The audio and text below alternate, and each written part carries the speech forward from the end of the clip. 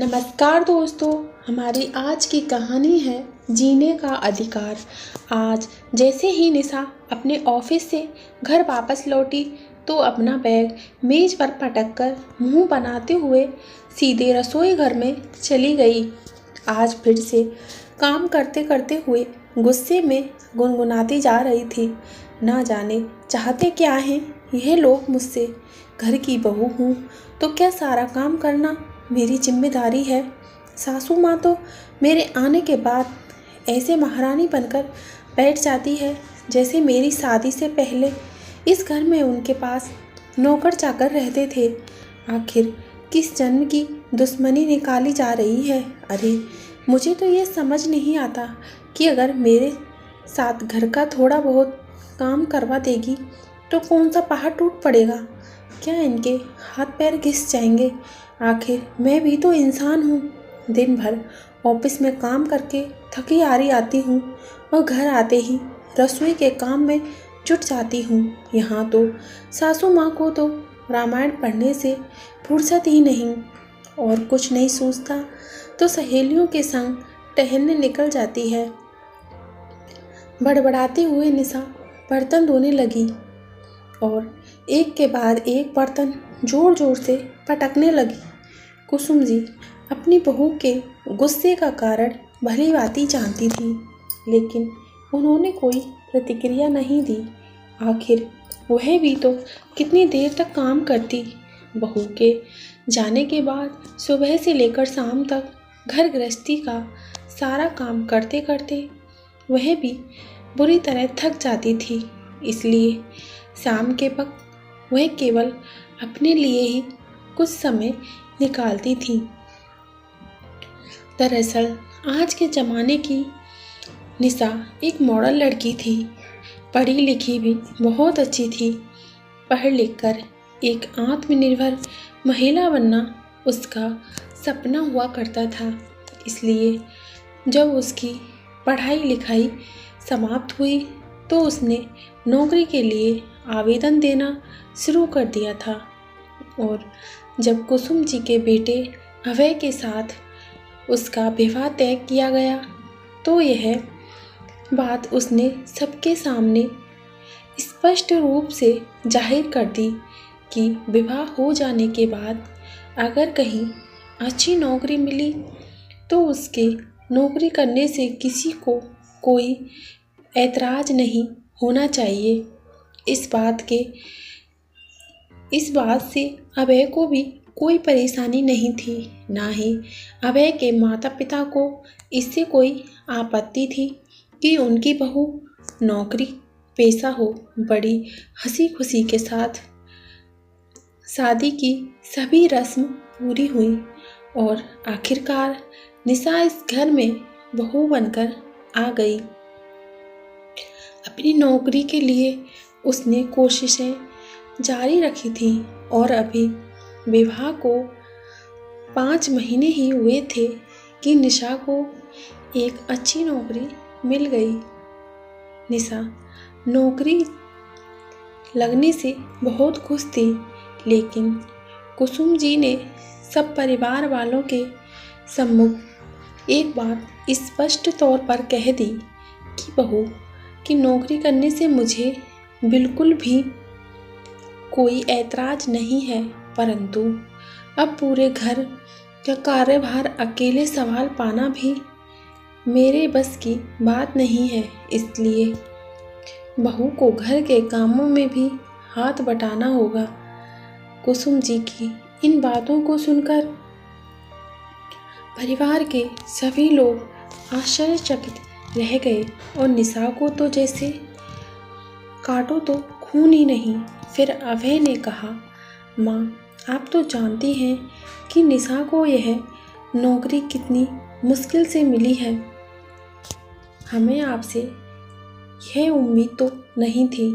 तो कुसुम जी ने कहा, बेटा मेरे कहने का मतलब यह नहीं कि घर का सारा काम बहू को ही करना होगा। मैं तो केवल इतना ही कहना चाहती हूँ कि मेरी अपनी भी कुछ सीमाएं हैं। उम्र बढ़ने के साथ मेरी कार्य क्षमता भी धीरे धीरे कम हो रही है, इसलिए पूरे दिन का काम तो मुझसे नहीं हो पाएगा। हाँ, जितना बन पड़ेगा उतना ज़रूर करूँगी। इधर निशा अपने सपनों के साथ कोई समझौता करना नहीं चाहती थी, इसलिए उसने घर की साफ सफाई और झाड़ू पोंछे के लिए तो एक काम वाली बाई लगा ली, लेकिन बहू की अनुपस्थिति में घर का बाकी का सारा काम उसकी सास कुसुम जी को ही संभालना पड़ता था। परंतु उसके घर लौटने के बाद उसकी सासू माँ कोई काम ना करके अपने लिए ही समय निकालती थी, इसलिए शाम के समय बाकी का सारा काम निशा को ही करना पड़ता था और इस बात से उसे बहुत परेशानी होती थी। अपनी सासू माँ का थोड़ी देर के लिए आराम करना, बाहर टहलने निकल जाना या फिर टीवी पर फेवरेट सीरियल देखना उसे बहुत परेशान करता था। जब भी निशा अपनी माँ को फ़ोन पर बात करती तो हर बार अपनी सासू माँ की बुराई करने लगती। अपनी माँ से बात करके सारा गुस्सा हल्का कर लिया करती थी। समय धीरे धीरे बीतने लगा। अब उसकी शादी को 2 वर्ष होने को आए थे। आज निशा के छोटे भाई के विवाह का दिन था। उसकी भाभी भी बहुत अच्छी खासी पढ़ी लिखी थी और नौकरी करती थी। बहू को घर में लेकर आने के साथ ही निशा की माँ ने उसे लाड़ प्यार जताते हुए सबके सामने कह दिया कि मैं तो अपनी बहू को बेटी की तरह ही रखूँगी और एक माँ की तरह प्यार करूँगी। बहू घर में लाने का ये मतलब बिल्कुल नहीं होता कि सास सारे काम छोड़कर हाथ पर हाथ धरकर बैठ जाए और बहू के सिर पर ही सारी जिम्मेदारी दे दे। आखिर बहू भी तो इंसान है और वह बेचारी नौकरी करेगी या घर का काम। मैं तो अपनी बहू को पूरी छूट दूंगी। बहू के सिर पर हाथ रखकर उसे प्यार से सहलाते हुए निशा की माँ ने कहा। तो अपनी माँ के ऐसे विचारों को सुनकर निशा बहुत प्रभावित हो गई और अपनी माँ की सोच पर गर्व करने लगी। फिर मुंह बनाते हुए सोचने लगी कि काश मेरे भाग्य भी मेरी भाभी के जैसा होता, मेरी सास भी मुझे समझ पाती, लेकिन मेरी किस्मत इतनी अच्छी कहाँ। मुझे तो बस अपनी सास के हुक्म के अनुसार चलना है। और यहाँ देखो मेरी माँ कितने खुले विचारों वाली है। शादी के बाद अगले दिन से ही निशा की भाभी ने नौकरी पर जाना शुरू कर दिया। निशा की माँ भी अपनी बहू की हर सुख सुविधा का ख्याल रखती थी। बहू के तैयार होने से पहले ही सुबह सुबह सारा खाना बनाकर रख देती थी। अपने बेटे और बहू का टिफ़िन पैक करके देती और उसके नौकरी से लौटने के बाद ही सारा काम स्वयं ही करती। अपनी सास का इतना प्यार देखकर निशा की भाभी को भी बहुत अच्छा लगता था। आए दिन अपनी सासू माँ से अपने मनपसंद चीज़ बनवाने की फरमाइश करती और निशा की माँ भी उसकी हर फरमाइश को बड़े प्यार और मन से पूरा करती थी। कुछ दिन तो बड़ी खुशी से बीते, लेकिन जैसे जैसे वक्त बीतने लगा स्थिति बदलने लगी। दिन भर काम करते करते निशा की माँ पूरी तरह थक कर टूट जाती थी और वहीं निशा की भाभी को तो कोई काम करने की आदत थी ही नहीं। निशा ने कितनी बार अपनी माँ को फ़ोन लगाया, लेकिन उसकी माँ हमेशा यही बात कहकर फ़ोन काट देती कि बेटी अभी मुझे बहुत काम है, मैं तुझसे बाद में बात करती हूँ। एक दिन निशा की माँ जब घर का काम करके थक करके शाम के समय बिस्तर पर लेटी तो निशा का फ़ोन आया। फ़ोन उठाते ही निशा की माँ ने कहा, हेलो निशा बेटी, कैसी हो तुम? घर पर सब लोग ठीक तो है ना? इतने दिनों बाद माँ से बात करने का मौका मिला। तो निशा फिर से अपनी परेशानियों का पिटारा उठाकर बैठ गई। क्या बताऊँ माँ, आधा घंटा पहले ही नौकरी से थकी हुई घर लौटी हूँ और अब घर का काम भी करना पड़ेगा। आप तो भाभी को पूरा आराम करवाती हो, लेकिन मेरी सासू माँ को तो देखो। मेरे नौकरी से घर लौटने की देर थी कि अपने कमरे से तैयार होकर बाहर निकली और यह कहकर चली गई कि मुझे ब्यूटी पार्लर जाना है। अब इस उम्र में इन्हें सजने संवरने का शौक चढ़ा है। अगर इतना ही समय था उनके पास तो रात का खाना ही बना लेती, मुझे भी थोड़ा आराम मिल जाता। अच्छा माँ, एक बात तो बताइए, अब तो आप मुझसे बात ही नहीं करती। भाभी को माँ की तरह प्यार देते देते कहीं अपनी बेटी को भुला तो नहीं दिया। निशा के इतना कहने की देर थी कि उसकी माँ की आंखें आंसुओं के सरोवर से भर गई और फूट फूट कर रोने लगी। माँ के रोने की आवाज़ सुनकर निशा का कलेजा कांप उठा। क्या हुआ माँ, आप क्यों रो रही हो? भाभी से कोई बात हुई है क्या? सब कुछ ठीक तो है ना? बेचैन होते हुए निशा बोली।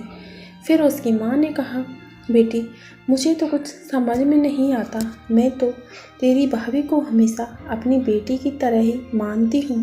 बहू को कोई तकलीफ़ ना हो इसलिए सारा दिन मैं काम में ही लगी रहती हूँ, लेकिन फिर भी तेरी भाभी को मेरी कोई कदर नहीं है।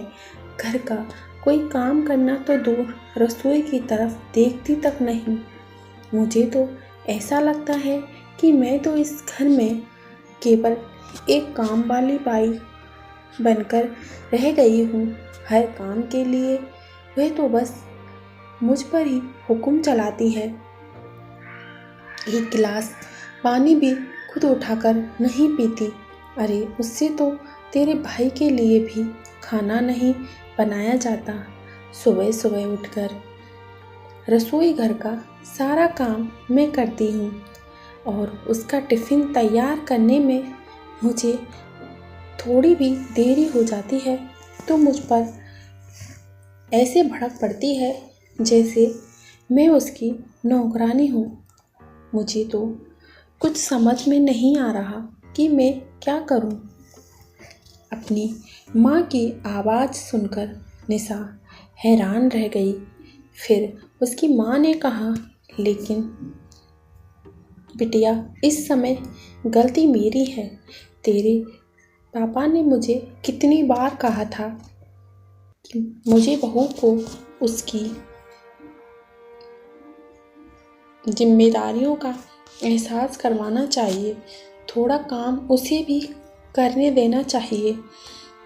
लाड़ प्यार में इतनी छूट भी नहीं देनी चाहिए कि बाद में पछतावा हो। निशा बेटी, आज मुझे एहसास हो गया है कि तेरी सासू माँ ने सारी जिम्मेदारी अपने सिर पर न लेकर बिल्कुल ठीक किया था। घर का काम मिल बाँट कर करने का उनका फैसला एकदम सही था। भले ही वह तुम्हें बुरी लगती हो, लेकिन यह बात भी बिल्कुल सही है कि हर इंसान को अपने लिए भी थोड़ा सा समय चाहिए होता है।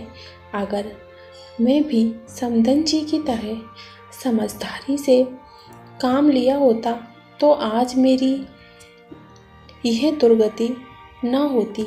मैं भी उनकी तरह आत्मसम्मान से जी रही होती और उम्र के इस पड़ाव में जीवन का भरपूर आनंद ले रही होती। माँ की बातें सुनते सुनते निशा की आंखों से आंसू बहने लगे। अपने माँ की हालत के बारे में सोच सोच कर उसका कलेजा फटा जा रहा था। कांपते हाथों से उसने फ़ोन रखा।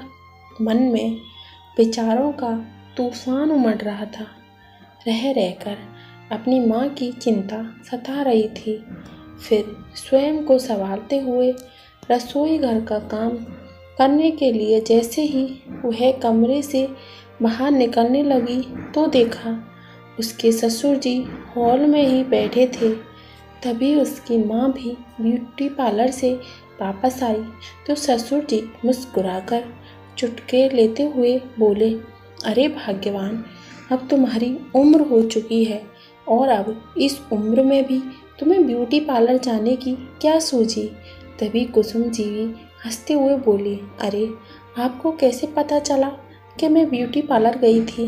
क्यों, क्या मैं नहीं जानता कि तुम्हारे बालों की सफ़ेदी अचानक कहाँ गायब हो गई? लेकिन एक बात तो बताइए कुसुम जी, इस बुढ़ापे में सज संवर कर क्या करोगी? फिर कुसुम जी मुस्कुराते हुए बोली, अरे मेरा दिल किया तो चली गई ब्यूटी पार्लर। जानते हैं, सजने संवरने का शौक़ तो मुझे पहले भी था, लेकिन सारी उम्र घर की जिम्मेदारियों में ही उलझकर निकल गई। अच्छा, तो बुढ़ापे में अब आप अपने शौक़ पूरे करने चली हैं। अब उनके पति ने फिर से उन्हें चिढ़ाते हुए कहा तो कुसुम जी बोली, किसने कहा कि बुढ़ापे में अपने शौक़ पूरे नहीं करने चाहिए? अरे यही नज़रिया तो बदलने की ज़रूरत है। उम्र का हर पड़ाव नए अनुभव, नई चुनौतियों और नई ख्वाहिशों से लेकर आता है, परंतु ज़िंदगी के हर पड़ाव में हमें तो बस ज़िंदगी का मज़ा लेना चाहिए। अरे हाँ, एक बात तो मैं आपसे कहना भी भूल गई, कल से पास वाले पार्क में योगा क्लासेस शुरू होने जा रही हैं। कुसुम जी ने कहा तो उनके पति बोले, अच्छा जी, तो अब हमारी श्रीमती जी योगा क्लासेस भी अटेंड करने वाली हैं।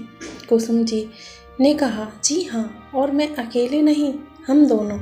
फिर अपने पति के पेट पर हल्की सी थपकी देकर उन्हें चिढ़ाते हुए कहने लगी, देखो तो तोंद बढ़ती जा रही है आपकी, और ऐसे में मैं फिट दिखूंगी तो लोग आपका ही मजाक बनाएंगे।